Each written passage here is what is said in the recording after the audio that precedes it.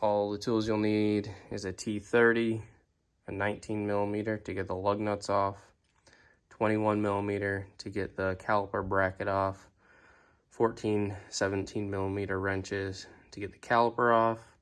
You need this to compress the caliper back in. You may need a screwdriver to get the old pads off. You might not. And this always comes in handy to get that rusty bolt off. So I need to get all these lug nuts off. It's a 19 millimeter.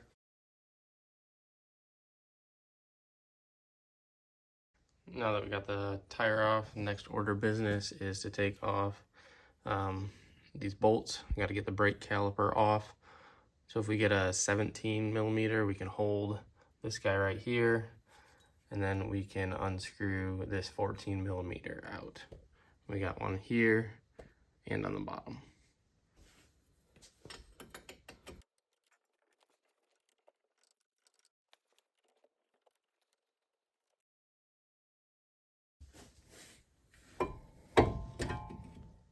Just be careful not to kink any of the hoses. Set it up and out of the way, and then you can remove your old brakes. And now that we got the old brake pads removed, the next thing we're gonna need to do is get this mounting bracket off. There's two bolts here and here that'll get this caliper bracket off, and that is a 21 millimeter.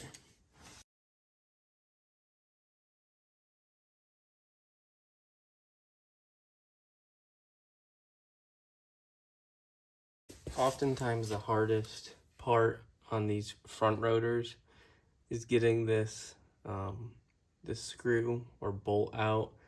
I'll put a part number in the description for this. Strip these out before, and you actually have to go through a GM dealer and you have to go get a new one. The process here is pretty simple. You got to see if you can loosen it. If she loosens, great. What happens is these get rusty on the back half of the bolt. So if you can, use a little PB blaster. Get it in behind that. Unscrew it until you feel it get tight. Work it out. And once you feel it tighten up, loosen it, screw it back in. And then we'll keep doing this until we feel that rust breaking loose.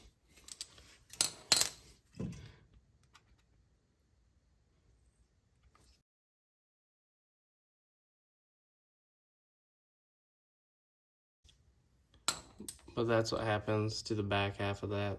It gets all rusty. And then sometimes you just have a really hard time getting these out, and you actually have to just get a new one. But you got to be very careful not to strip out this. It's a T30. So I'll just take this guy off, and then you'll get your new one. It's not a bad idea to clean off some of the rust here. Just get a wire brush, then spray it down, blow it off, wipe it off. You don't want to get too much PB Blaster or WD-40 in this, otherwise you'll just get a lot of smoke when you put your new brakes on. So we're gonna take our new rotor, make sure it's lined up with that same hole, set it back on there. We're gonna get our bolt.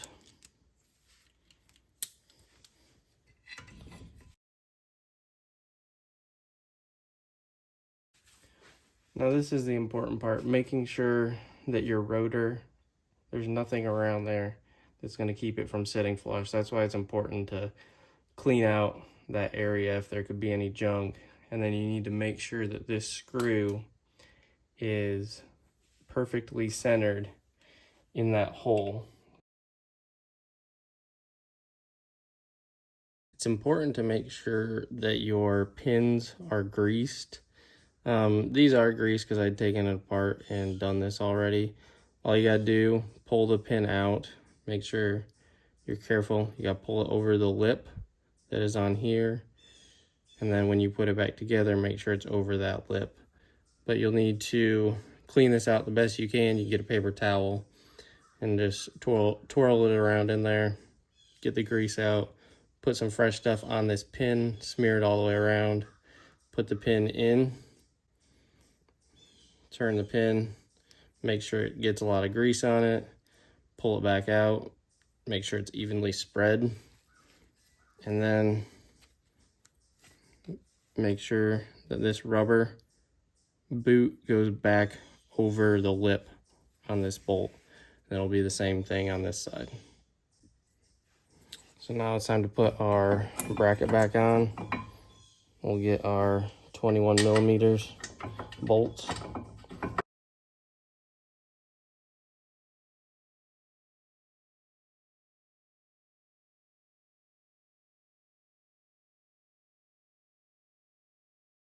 Now it's important to make sure that with your new brakes, you put the new brackets on. One on the top, one on the bottom. So all these do, you just got to get in there with a screwdriver, pop them out, and they very easily pop in and out. And then make sure these are all cleaned, the grooves on each side, top and bottom. You might need to get a wire brush and clean those out before you mount this back on. Might be a good idea just to make sure all the rust is out of these grooves. All right, now that these are cleaned out, take your new brackets. It's not a bad idea to put the same grease in here that you used on these sliding bolts right there. Put a little grease in here so the brake pads have a good place to slide. Make sure this is flush, clamp down. And then what we're gonna do is this is the depth on the brake. This will go, usually it goes on the top inside spot right there. So that's where these generally go. Make sure when you're putting your brakes in, they're in the correct orientation. They go right in these slots. And then it should also come with this bracket. And this bracket, you'll squeeze it in, and there's two little slots on the brake pads.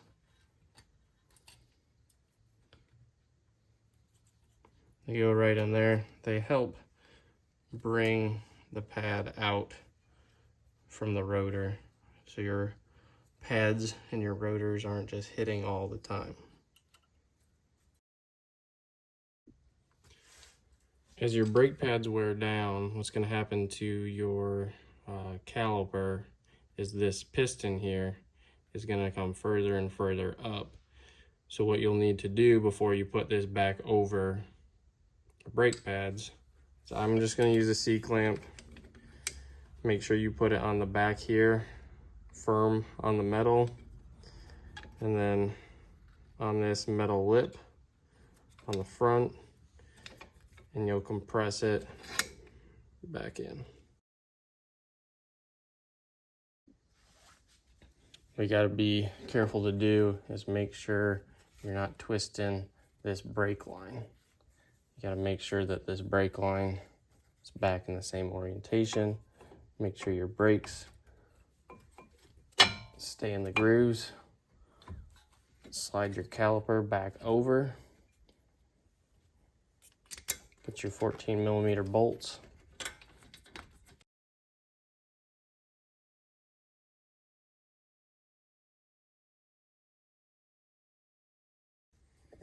And then what we'll do is we're gonna make sure that nothing slid out. Just inspect each one of these slots here on all 4 sides, and then you'll be able to get your 17 millimeter and your 14 millimeter, tighten the brake caliper back onto the mount. It's good to double check, inspect everything, make sure your T30 bolt is tight. Make sure that these bolts back here, the 21 millimeters for the caliper bracket, are tight. Make sure the two 14 millimeters are tight. The brake pads are inserted properly, the correct orientation. These metal clips are seated correctly.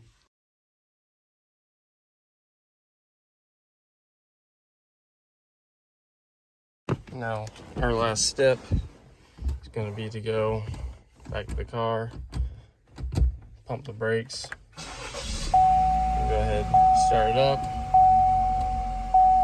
pump the brakes, make sure you fill that brake caliper back up, it's firm.